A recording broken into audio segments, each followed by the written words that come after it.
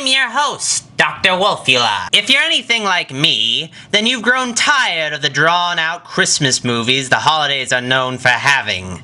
You're looking for something different, and boy is this flick different. Christmas Evil, aka You Better Watch Out, was one of the first holiday slasher films and was the predecessor for other Christmas horror classics like Silent Night, Deadly Night 2 and Jack Frost. Is Christmas Evil scary? No. Is it weird? Yes. Is it good? We'll see. Our story begins on Christmas Eve in the year 1947. This is the childhood home of Harry Stadling, our star character who happens to be fortunate enough to witness his idol Santa Claus doing what he does best.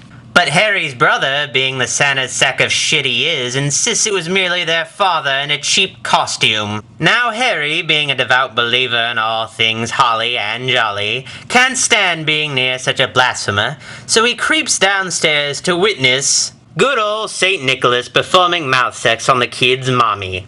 I think it's safe to say that she got what she wanted for Christmas that year. This alone traumatizes Harry for life and makes him a ticking time bomb of crazy.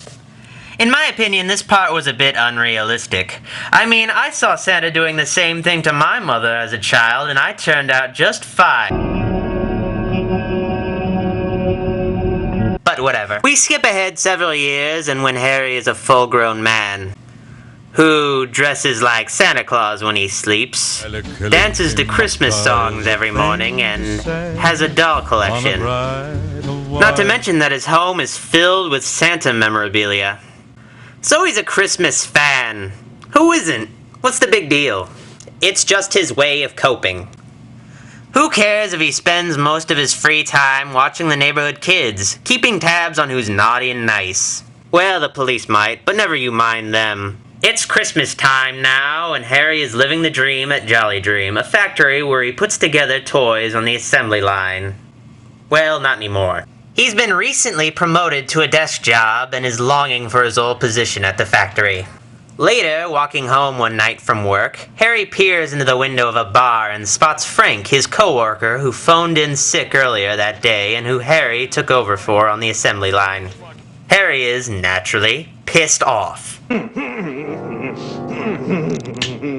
This inspires him, I guess, to become a real Santa Claus, entailing a montage of him making a suit and turning his pedo van into a Santa-mobile as if he was fucking Batman. He's not the Santa we deserve, but the Santa we need. After being further disgusted by the greed of his employers at a company Christmas party, Harry breaks into the factory and steals a sack full of toys that he brings home along with a sack full of coal. Harry then freaks out some more. Now it's the night we've all been waiting for, and Harry's ready. For what, we'll soon find out. Harry starts the night off the way you'd expect. Toys for the good, coal for the bad. He even delivers presents to an entire hospital full of children. It's pretty touching. He then negates this kind act by stabbing some random dickhead in the eye with a toy soldier and killing some other random people in front of a church. 'Tis the season, right? After that, Harry decides to lay low and becomes the life of a local Christmas party. They can't get enough of the psycho. Harry then leaves, but not without basically telling the kids at the party that he'll murder them if they're ever bad.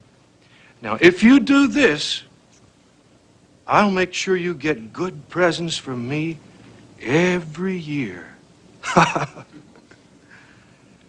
But if you're bad boys and girls, your name goes in the bad boys and girls book.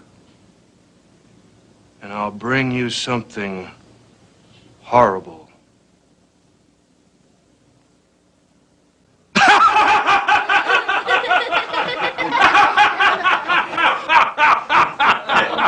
Later, Harry realizes if he's going to be Santa, he has to go down chimneys. This plan, of course, fails, and he says, "Aw, fuck it," and breaks in through a window instead. Hilarity then ensues.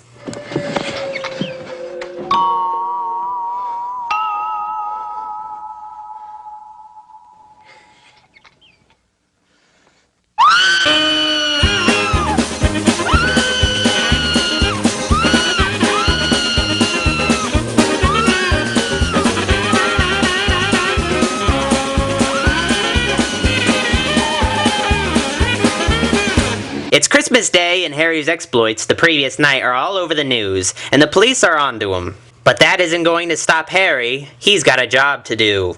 And he does it by turning a group of kids against their parents. They don't take kindly to this and instantaneously form an anti-Santa mob. Harry is on the run now and doesn't stand a chance against his pursuers.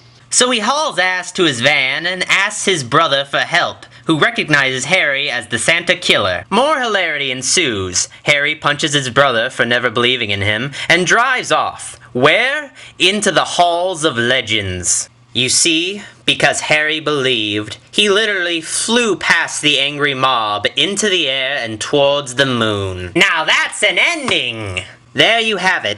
Christmas Evil. It's not for everyone, but Dr. Wolfula would definitely recommend it for those of you looking for something different this holiday season. I give it 4 stars out of 5. Happy holidays.